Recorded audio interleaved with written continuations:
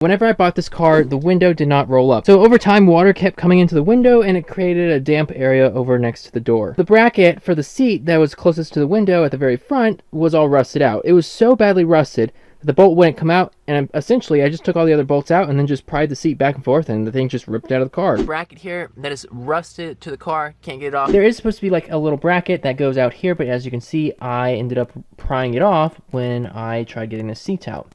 There was no way we were gonna get this seat out. The bolt was rusted to the floor of the car. We ended up having to drill it out. So you see this back plate here, it's solid. But if we take a look on the 99 Montero's seat frame plate, you can see that there's actually 2 holes right here. And on the side, you can see there's 2 cutout holes as well. But if we take a look on this one, there's no cutout holes. And this is the same seat frame. This is the one from the 96 parts car driver's side, and that's the 99 Montero, which means we can't just take this seat frame off and replace it with this one because it won't match up. They're totally different. Is we can actually separate this seat frame, take this top portion off, and remove it from the bottom portion. In order to take the bottom portion off, there's actually a bolt right here, and there's a bolt down there. But unfortunately, we cannot get to them without removing this trim panel. Maybe we could do it without taking off this trim panel. On the seat frame for the driver's side, there's these cables that go to the levers on the side. I don't really want to disconnect them from the seat themselves. I think it'd be easier just to disconnect them from the seat frame. I've noticed these seat frames are pretty expensive for what they are.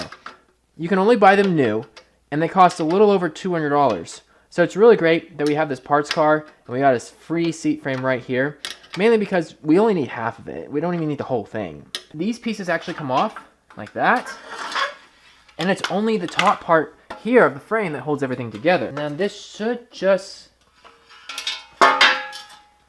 remove itself just like that. The only thing that I could actually see being an issue by not taking off this trim panel is that we cannot get access to these 2 bolts right here. The easiest thing would be actually just to disconnect the cable. The cable I'm referring to is this thing here. So it's actually connected to this mechanism by this little bolt here and by the rod. So if we don't want to take off the trim panel over there, then all we need to do is loosen up this nut on the driver's side seat over there. That will allow us to separate this seat frame rail from this mechanism, and then we just take this one off of this one and put it over there.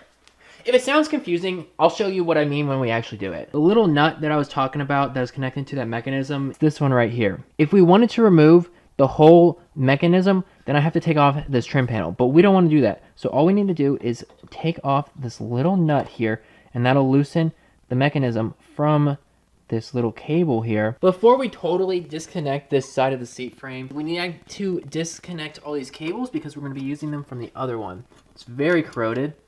That one's done. We're also going to have to disconnect the cable from it, so we're going to have to take off this little nut here as well. Just reach down, pull it out like that. So we're going to take our size 10 wrench and we're going to turn down towards us. We need to unscrew this nut all the way, just like that. And now there's going to be like a little tiny gap in between here. So now what we need to do is pull this back, lift up, and shimmy it over. There we go. That's how you get that cable out. This one's going to be very similar, but it's a little bit more tricky. You can't just take a wrench to it like we did on this side. What you actually have to do is you have to use the prongy side of the wrench.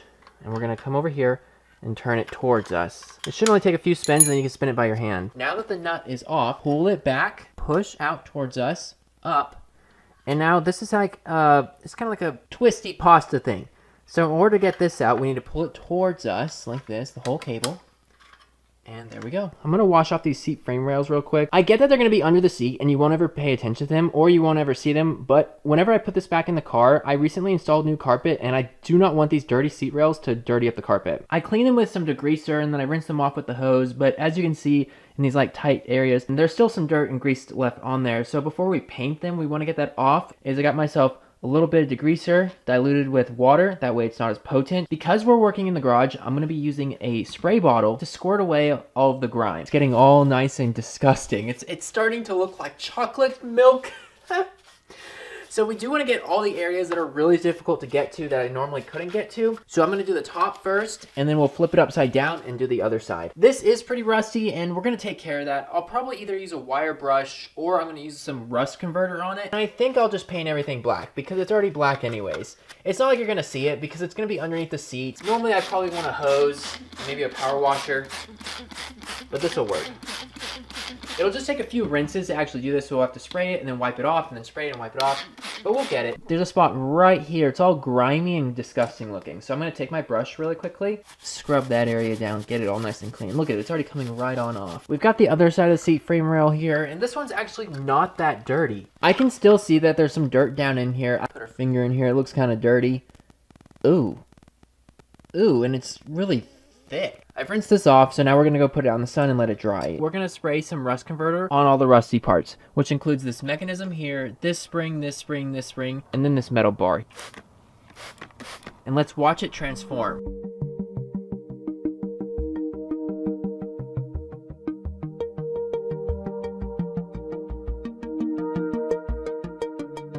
That rust converter did a really good job. I've used some plastic and I've actually just put it on top of the chairs to kind of create our own little paint booth. I got both pieces laid out here.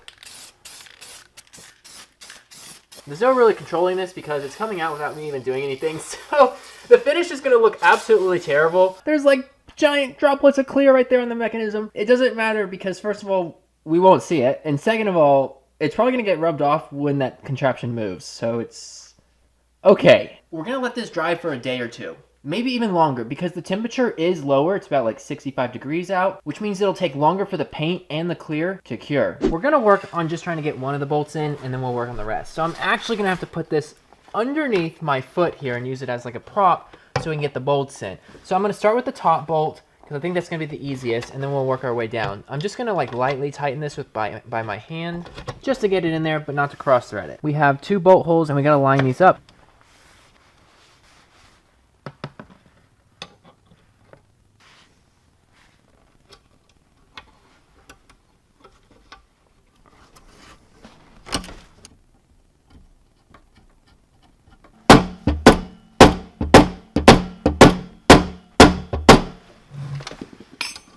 Now we gotta do this other one.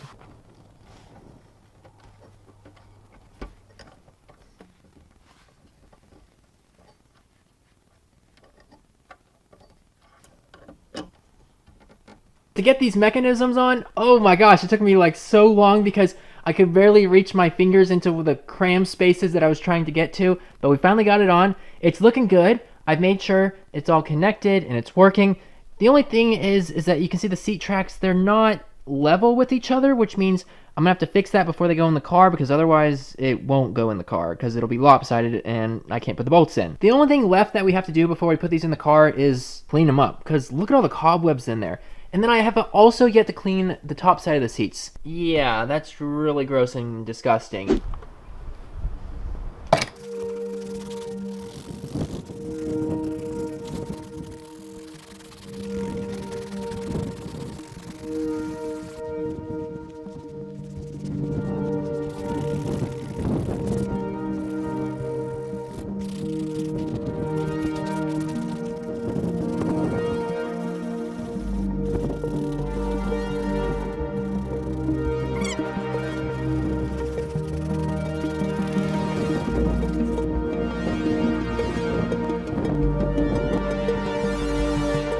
Before we're able to put in the driver's side seat, we need to vacuum out this side of the car. As you can see, there's all these shavings from whenever I put the carpet in. Now that we've vacuumed out this side of the car, we need to take off this trim panel, and that trim panel. That way we can lift up this side of the carpet. We need to see where to cut the holes for the driver's side seat.